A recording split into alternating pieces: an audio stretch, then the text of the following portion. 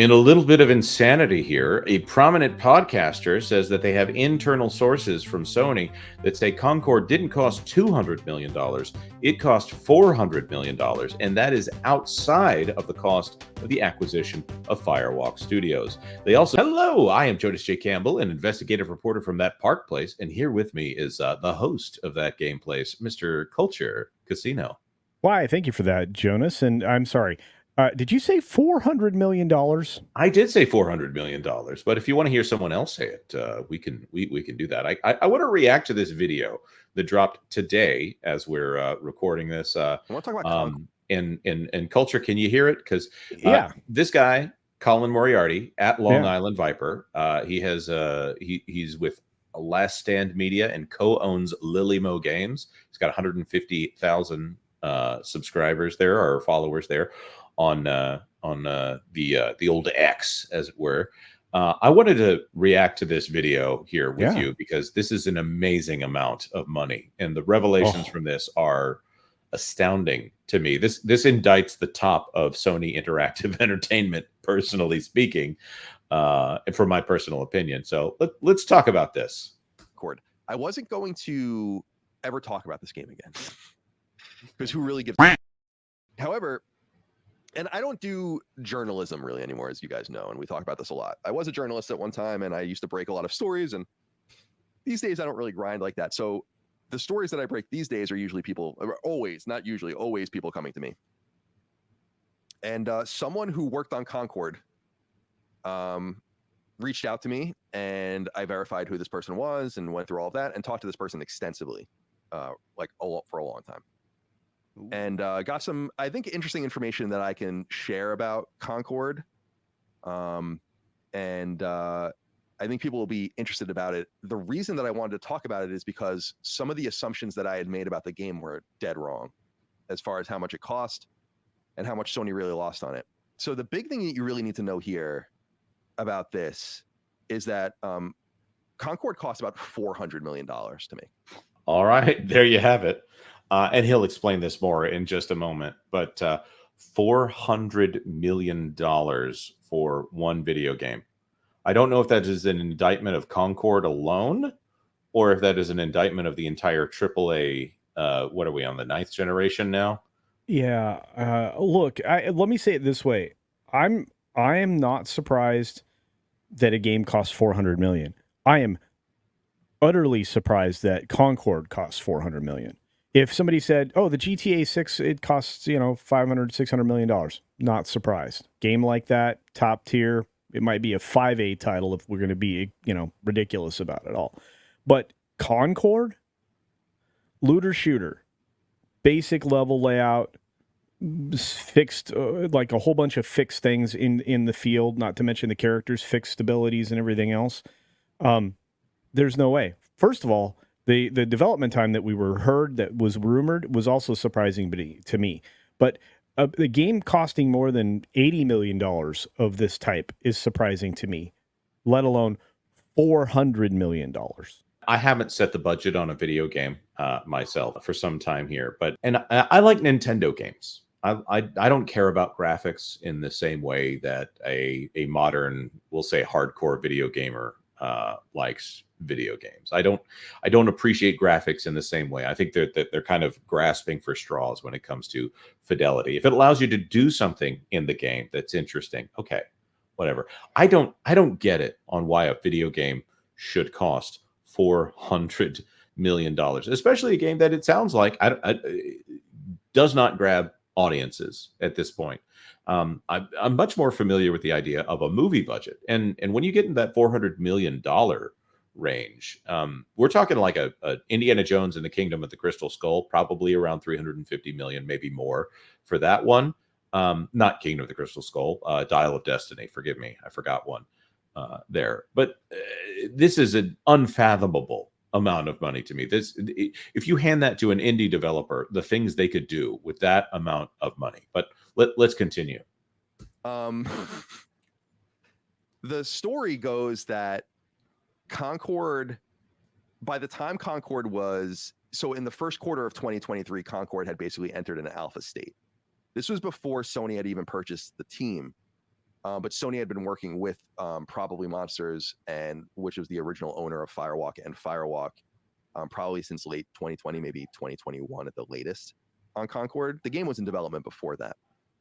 Up to the point that the game went into alpha state, they had already spent about $200 million on it.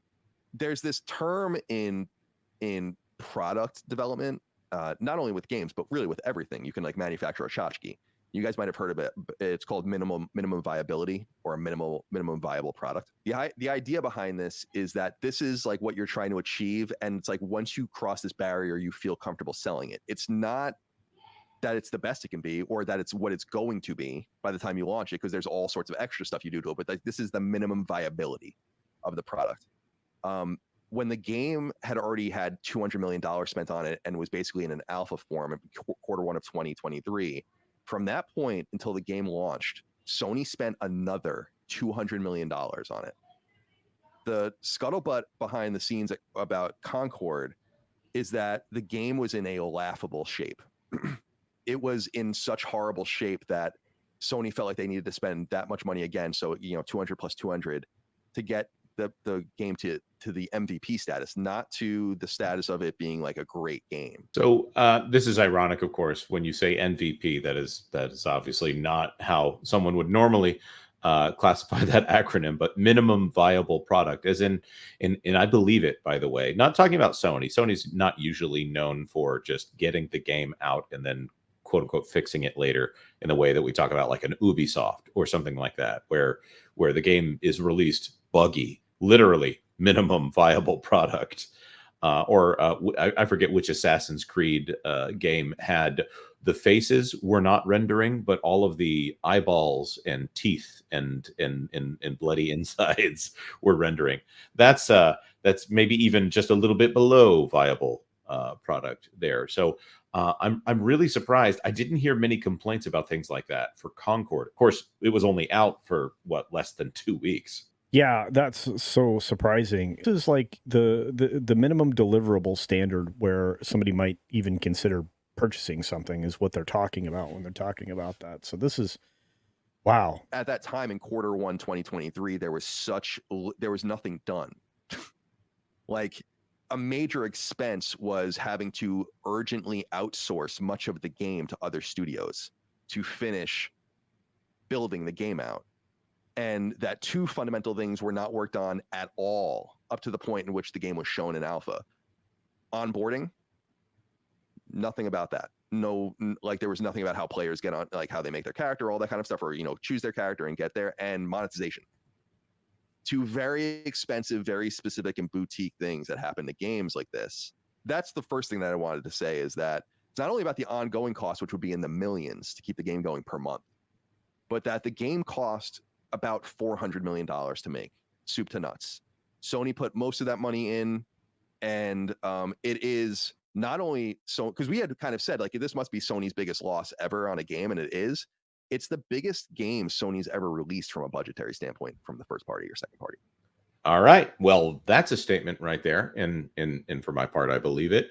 He goes on later in this to talk about how much Spider-Man 3 is going to cost, or how much he believes Spider-Man 3 is going to cost here. But that gives me a little bit of relief, honestly, to find out that $400 million, that's not common for a studio like Sony. Well, if you're spending that kind of money, you're expecting something with the visuals of like Cyberpunk, and its eventual playability after many patches.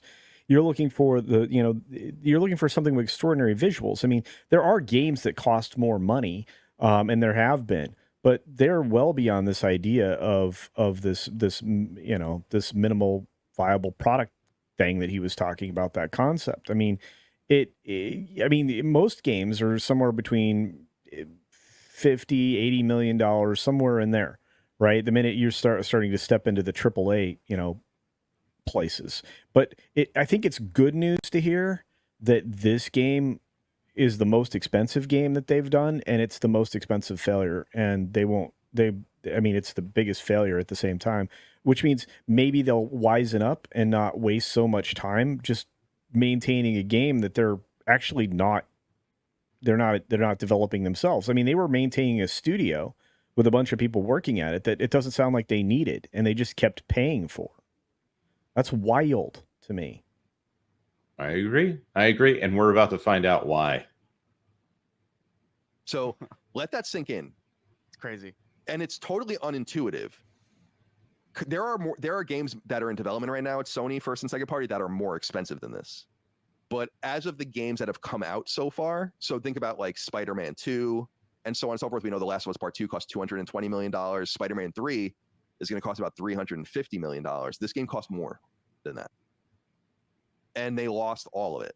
All right, that's one that really stuck in my head there. $1 million gross revenue on this. And if it's about, okay, I'm the calculation, we can go approximate on this, but $1 million divided by $40 per unit, that's about 25,000 units sold.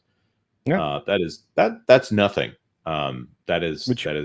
Which means all the numbers that we were reporting on that game place were accurate with the number of copies sold. Yes, well, and those were padded by people who had review copies and people who were involved in Sony, which is a large corporation. If they were asking them to play this game in order to boost it up, we don't know what the internal pushes were, but we do know that maybe this is why why Sony decided to refund this money, is because it was only $1 million. Pull the advertising, there might have actually been more expensive to rescind the advertisements if there was a contract for those advertisements than it was to refund the money to anyone who bought the game. You can end up with, say you spend $400-500 million on a game, you can spend easily the equivalent of that in advertisement and marketing. Agreed. That's insane. Multiple hundreds of millions of dollar loss. Now the question is, why? This game was heavily championed behind the scenes. Now we know this. The idea behind this was, and the term apparently verbatim had been used, that Concord is the future of PlayStation. That they had such major ambition for this game that it was referred to internally as a Star Wars-like project for Sony. That it can be repeatedly revisited over and over and over again, not only in cross-media, but in what we were seeing. We've already kind of seen little bits of it. So the weekly story vignettes that they were going to release, and then, of course, the inclusion in Amazon's Secret Levels anthology, that's like just scratching the surface of it. All right. Well, he made an unfortunately accurate statement here. I would agree, of course, as I joked in the intro, that it is like Star Wars at this point, that no one cares about this because they've removed all of the engaging aspects. And there's maybe there's some little crumbs here. It is a shooter on some level. So maybe people can get some appeal to that in particular. But writing the entire company's futures on a $400 million untested IP, it's bold. And I think that would have paid off heavily if it had, I mean, how many units would they have had to have sold in order for this to break even, not counting the server cost, not counting the advertising? But they essentially put this in the hands of people who apparently are incapable of making something that appeals to modern audiences. Audiences, I should say, because the modern audience doesn't exist, just actual audiences. Yeah, exactly. And that's the thing, right? Because, the amount of customers to maintain it and generate a profit depends on the number of whales and the players that you attract. If you attract players that aren't really going to invest in whatever your monetization scheme is beyond the initial $40 investment, which I still think was too high, you'd have to have a bunch of whales to make this go. 25,000 players doesn't get you enough matches. Consider, with 25,000 people out there that paid for this game, let's say, they were not able to scratch the surface of generating matches at the end, where it was basically waiting between games about 8 minutes. You're waiting between games 8 minutes. Right, because they couldn't find enough people. And the rumor was that they basically turned off any matchmaking system and just stuck people together at that point in order to get people into a match. Yeah, forced crossplay and no rank, no tiering of your player base, which means the people that were good were just dominating, and that discourages players. If your matchmaking system is broken, you're now discouraging players from playing your game. Right, and And doesn't work I out think well. they said that in the end it was only about 70 people who got the platinum trophy on this game, which that's a pretty high percentage there of if they only sold 25,000 copies. Ironically, Yeah. the game was codenamed Chaos behind the Oh. scenes. And That's probably something that can stand on its own. a major thing about the game is that there was, and I think we can kind of get this vibe from just the nature of the people making it and kind of the way the game reads and all that, a toxic positivity vibe. You weren't allowed to say anything, apparently internally, about this game, about how like something's wrong with it, character designs are not right, and so on and so forth. They really truly believe this was Herman Holst's baby, apparently. Okay, so I was waiting until they said that name here. Herman Holst is the head of Sony Interactive Entertainment. So he has now been officially brought into this, and it's not something that he would put on. He's able to put on what Ryan Ellis is that the name of the head of Firewalk Studios. Yeah, which yeah. Someone's head has to roll when $400 million is spent for no reason. And if I were the head of Sony Interactive Entertainment, I would be looking for other people, unless he wants to step down. If this was a fully Japanese company, he would have to take a pay cut or walk out himself. I don't know if that culture has changed. There's a story from That Park Place that is about, actually, I think Smash JT originally sourced it, about a woman who was a team lead inside of the company that insisted that people called her the professor. And forgive me, I don't know that it was actually the right way to refer to this person. I think that she said her pronouns were the professor here, and that she would tell people that when she was guiding them that class was in session, that kind of thing here. So it speaks to an environment where maybe people aren't allowed to speak up if they had a problem with even a light item here. Or if we look at the photos of the characters, there isn't a single character in this game that I would go, ooh, I want to play as that one. Or, ooh, I want to find out why that person is the way that they are. Generally speaking, you want your character designs to indicate something about how that character operates. It's such a strange looking game. Like it's like an entire game based off of the weird side background characters, and not even the ones that you would want to know what's going on with them. Yeah, it's like the people in the Cantina Bar or the creatures in the Cantina Bar that are in the background. That's what this game. So it's like you got a hammerhead in there.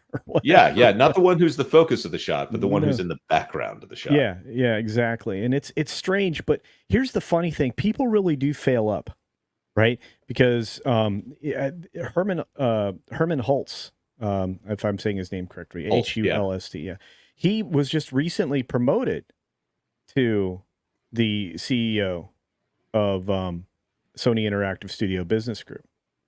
I do believe so, and that might have been while there was someone in the position as an interim director. I need to go check my notes on that. Yes, who got it was the Japanese fellow. Hang on, I have it here. I think Hideki Nishino. Yeah, man, this is making me want to go play Astrobot. Just thinking about this. Yeah, that's a good game, right? It is a fantastic game. I love it. They're doing things in that game that Nintendo probably cannot do on their hardware. Of course, Nintendo tends to work magic, but they're actually leveraging the power of the PlayStation to do things that Nintendo can't do on the little Switch handheld. Really amazing stuff. He internally was himself a massive champion of the game.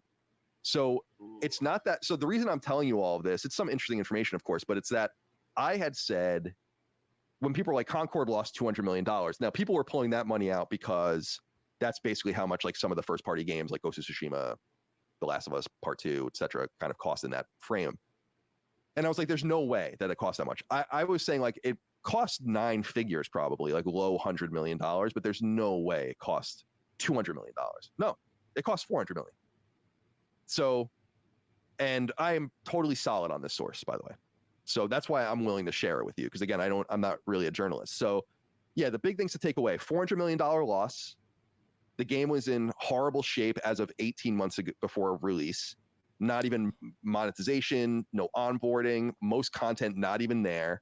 The game was in such bad shape at that point that they spent the budget of it again in urgent outsourcing to get the game finished from all of these different angles over an 18-month period. Internally, the game was considered part of the future of PlayStation with heavy cross-media references and a system of toxic positivity surrounding it that didn't allow anyone to meaningfully change the course of the game. Because if the people at the top truly believe in something, you're not going to be able to do much about that. I am horrified for the state of PlayStation at this point. I'm going to say something that I probably shouldn't say. If you are at PlayStation right now, if you're at Sony Interactive Entertainment and they've got they're turning to you to ask what happened with Concord, never let a good crisis go to waste. You fix this. Start from the bottom up and say, hey, this is what we don't need to do. Pixar did this with Inside Out 2. They sent everything through Pete Docter. And if they were going to enact change over there on Inside Out 2, if they were going to say, hey, let's saw off this thing that's not appealing to Midwestern conservative audiences, they had one person accountable for what happened there with those games and with those movies there. Yeah. And Disney Animation obviously has a new chief over there. They are enacting a system in which they are able to guide everything through a single accountable person. I'm not saying that person needs to be Herman Holst. These games are massive and they should take many, many hours, perhaps several hundred of hours to play. But wow. Or go get the guys from Team Asobi who have made one of the most joyful games that I have played over the last 6 months. Okay, so but it also comes back to their lack of acceptance of feedback, and that comes from the top. So you already have somebody who doesn't demonstrate good judgment that you've elevated now to the highest position. Foolish. You have you have on the opportunities many at many points along the way where your open beta, your closed beta access to the early purchasers and the feedback from that should have informed the fact that you've released a stinker. You need to rewind, pull back, and redesign. Fix. Do not release this wide. Right. And of course, if we look at the journalists, if the journalists are talking to the game developers and they think they're in lockstep the way the movie studios and the journalists talk, this is very bad for the game industry, because the game industry is stuck in a feedback loop that will never correct. There are very devoted people who want to spend more time talking than they do spending money on these games right now. And the gamer space is one of the movies have not done as well. Where have those people gone? They've gone to games because they will just spend more time playing games. Fortnite, generally an inoffensive game, I'm going to say, and it makes buckets of money.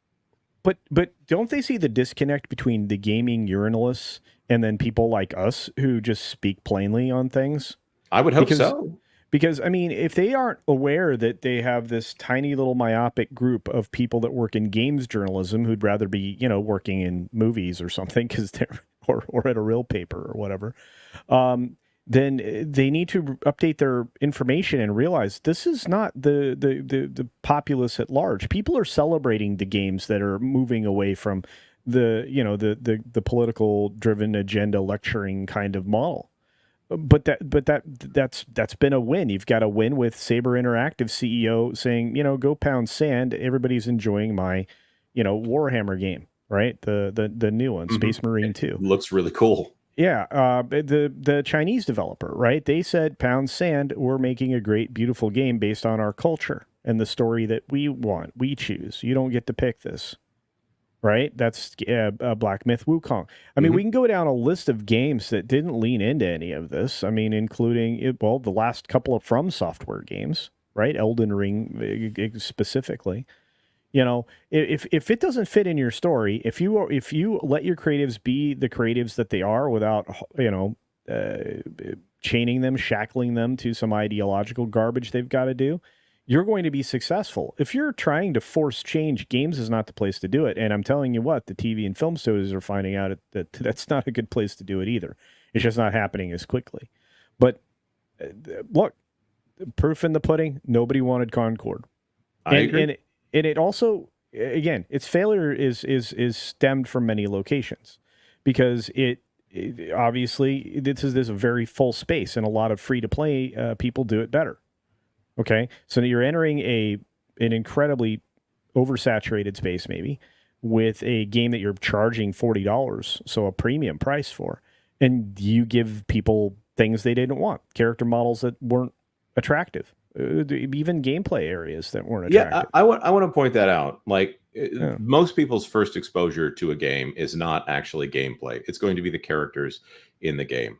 Someone who I know who has been involved in the past with video game design said that he thinks that this game is going to sit there for about a year. And I don't mean sit there. There's somebody who's going to be working their butt off to try to fix this game. Probably several hundred people are probably going to be working to try to fix this game, because a $400 million write down, or maybe even writing down an entire studio, we're at the point where they might be talking impairment and restructuring charges on if they have to get rid of a studio like Firewalk at this point. And I'm not saying they will. It sounds like they outsourced a lot of that work in the last 18 months. 7 years of development and 18 months of that being crunch is insane. But if you are going to try to make this appeal to audiences, first of all, I don't know if you attach the name Concord to it. I don't know if you tell people that this is Concord, because they did not do a good job with this IP. But if they want this game to be successful, they need to be playing to the cheap seats. There needs to be no one that says, no, we're trying to elevate this game. We're trying to elevate the discourse or anything like this. Put a muscular man and a hot woman, and I'm not saying you have to have her naked or anything like that in this game, but put attractive people in this game and see how quickly you get your $400 million back.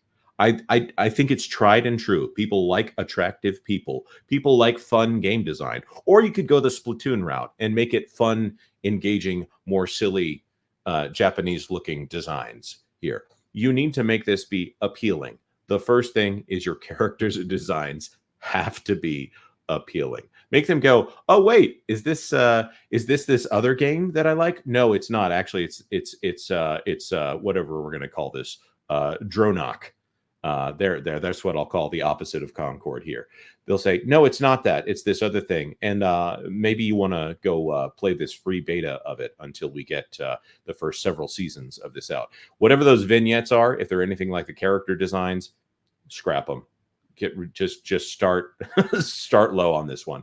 And if anyone ever tells you we've got the next Star Wars, then you need to pay attention to what happened to Star Wars between 2012 and 2024, and then tell them to leave or never say that again. Wow. You have anything else you want to say, Culture?